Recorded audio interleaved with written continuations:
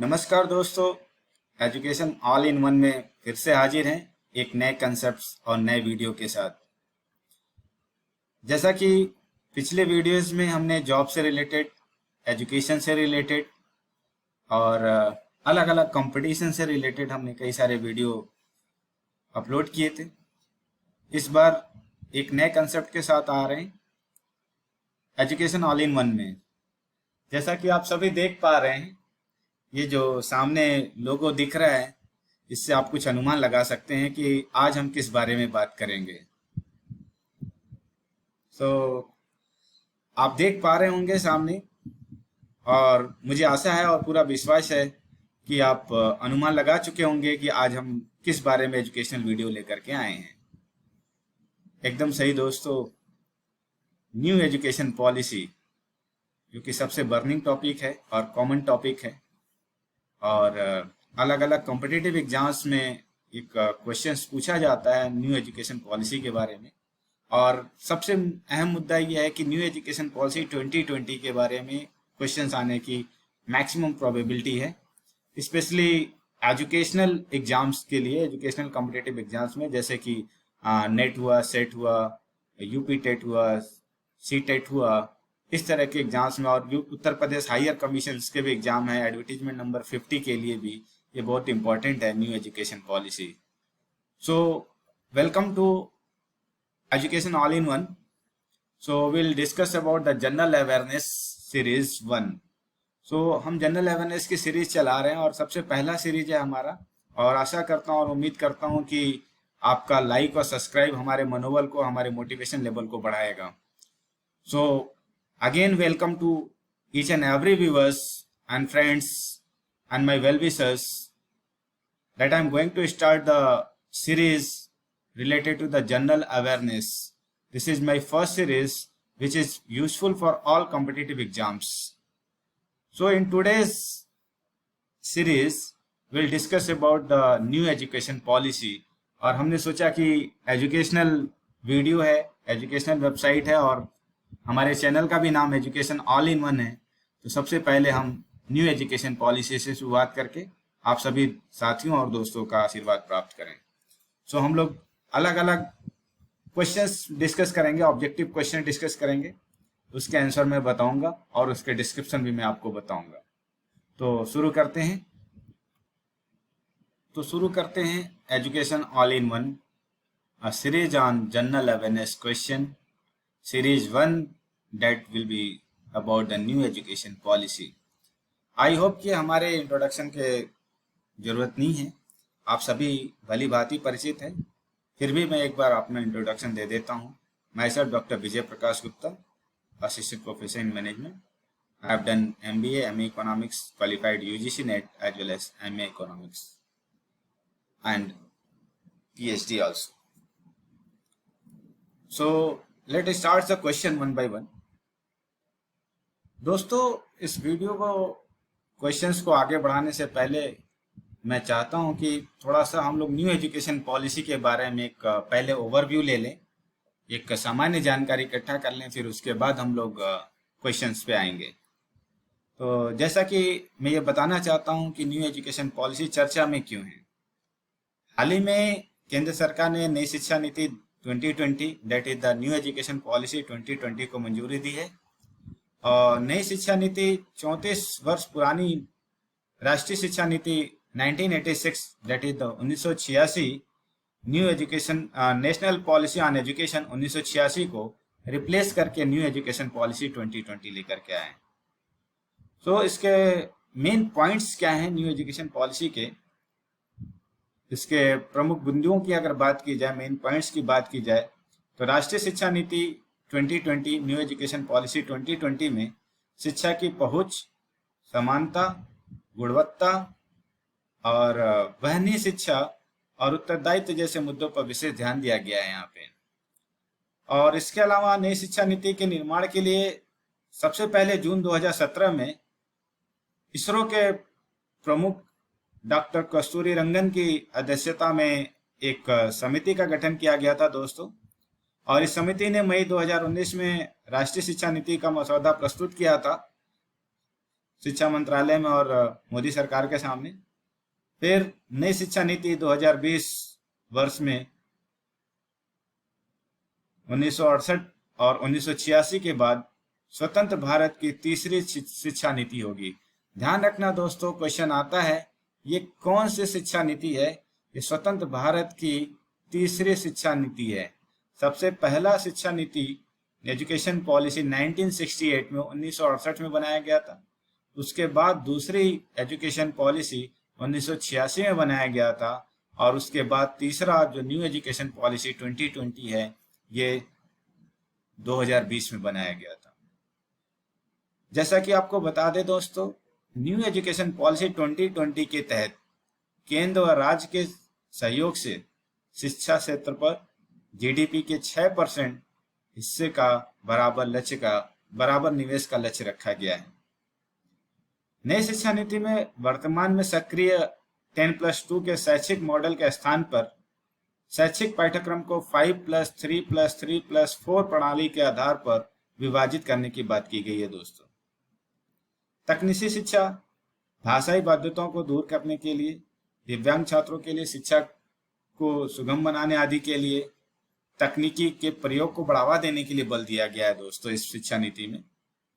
इस शिक्षा नीति में छात्रों में रचनात्मकता, तार्किक निर्णय और नवाचार दैट इज द इनोवेशन की भावना को प्रोत्साहित करने पर बल दिया गया है।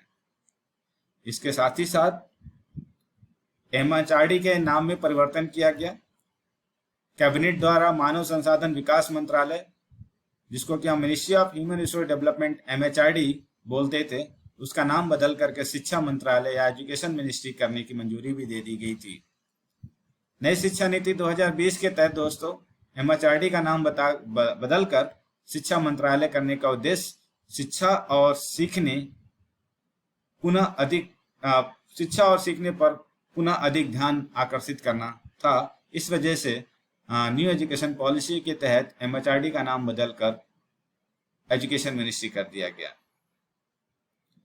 तो दोस्तों अब हम क्वेश्चन से स्टार्ट करते हैं। जहां तक कि मुझे लगता है कि बेसिक जानकारी हमने आपको दे दिया है। अब हम लोग न्यू एजुकेशन पॉलिसी पे ऑब्जेक्टिव क्वेश्चंस की बात करते हैं। तो दोस्तों सबसे पहला क्वेश्चन ये है आपके स्क्रीन पे, under the chairmanship of whom committee for the evaluation of new education policy submitted its report in May 2016। जैसा कि मैंने आपको अभी अपने इंट्रोडक्शन में, नई शिक्षा नीति के इंट्रोडक्शन में मैंने आपको बताया था कि नई शिक्षा नीति को प्रस्तुत करने वाले, जैसा कि सबसे पहले मई 2016 में रिपोर्ट सबमिट कर दिया गया था और मई 2019 में इसकी मंजूरी मिल गई थी।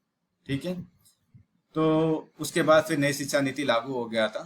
तो जैसा मैंने आपको बताया कि किसके अध्यक्षता में ये किया गया था, और मैंने अभी आपको नाम लिया था अपने इंट्रोडक्शन वाले पार्ट में, और मैंने ये भी बताया था कि वो इसरो के पूर्व प्रमुख थे। और इसका सही जवाब क्या होगा? इसका सही जवाब ए है, that is TSR Subramaniam.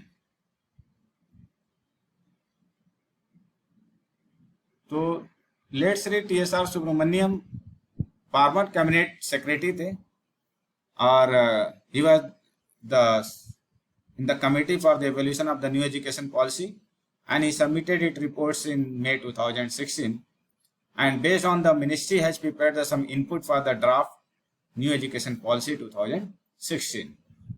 So let's move on the next question।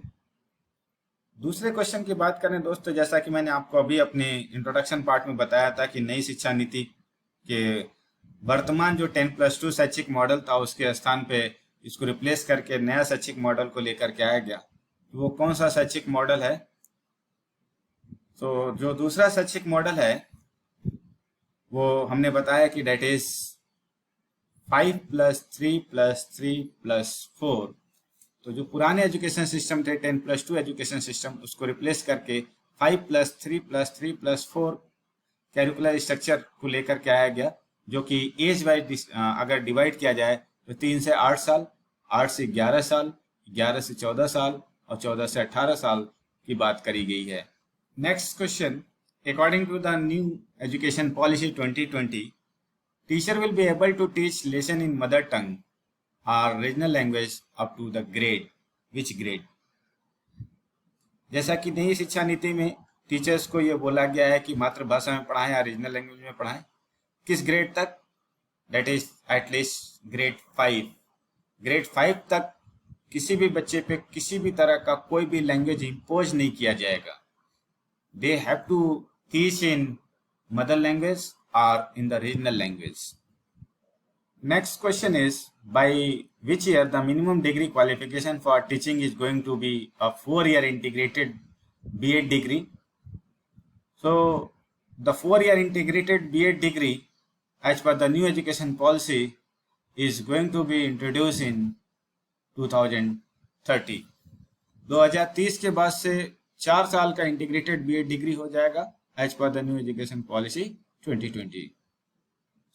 सबसे इंपॉर्टेंट सवाल, 5वां सवाल, जैसा कि चेयरमैन के बारे में पूछता है, अध्यक्षता के बारे में पूछता है। Who among the following was the chairman of newly constituted drafting NEP 2020 in June 2017? जून 2017 में जो न्यू एजुकेशन पॉलिसी लॉन्च किया गया था, जैसा कि मैंने आपको अपने इंट्रोडक्शन में बताया था, तो उसमें बताया था कि जून 2017 में इसरो के प्रमुख डॉक्टर कस्तूरी रंगन की अध्यक्षता में एक समिति गठित किया गया था और इस समिति ने मई 2019 में नई शिक्षा नीति का मसौदा प्रस्तुत किया था।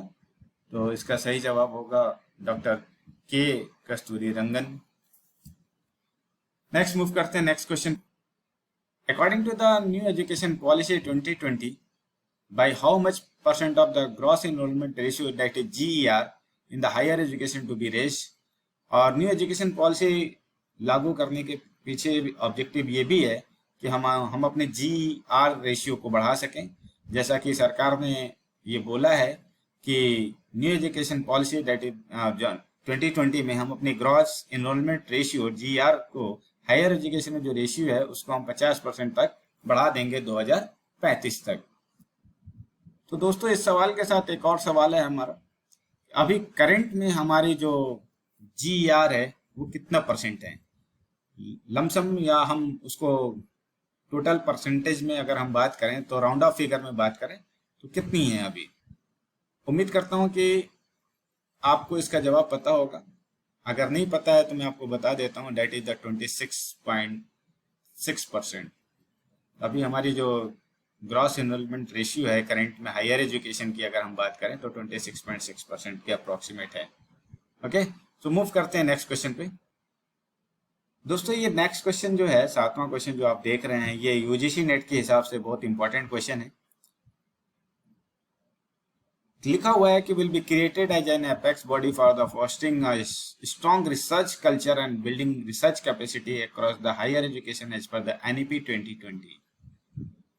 देश में ऐसी कौन सी सबसे सर्वोच्च संस्था बनाई जाएगी जो कि रिसर्च को बढ़ावा दे as per the new education policy? तो आई होप कि इसका सही जवाब आप बता पाएंगे। न्यू एजुकेशन पॉलिसी के तहत रिसर्च को बढ़ावा देने के लिए सबसे सर्वोच्च जो बॉडी बनाई जाएंगी, जो इंस्टीट्यूशन बनाया जाएगा, that is national research foundation. Answer C, national research foundation will be created as an apex body for fostering a strong research culture and the building research capacity across the higher education in India. So उम्मीद करता हूँ दोस्तों कि आपको new education policies पे कुछ अच्छी जानकारियाँ मिली हैं। नेक्स्ट वीडियो में हम न्यू एजुकेशन पॉलिसी पे भी और क्वेश्चंस लेकर के आ रहे हैं। न्यू एजुकेशन पॉलिसी पे हम मिनिमम 20 से 30 क्वेश्चंस करेंगे, उसके बाद फिर हम लोग नए टॉपिक के साथ नए क्वेश्चंस पे बात करेंगे। So request you please like and subscribe. Thank you.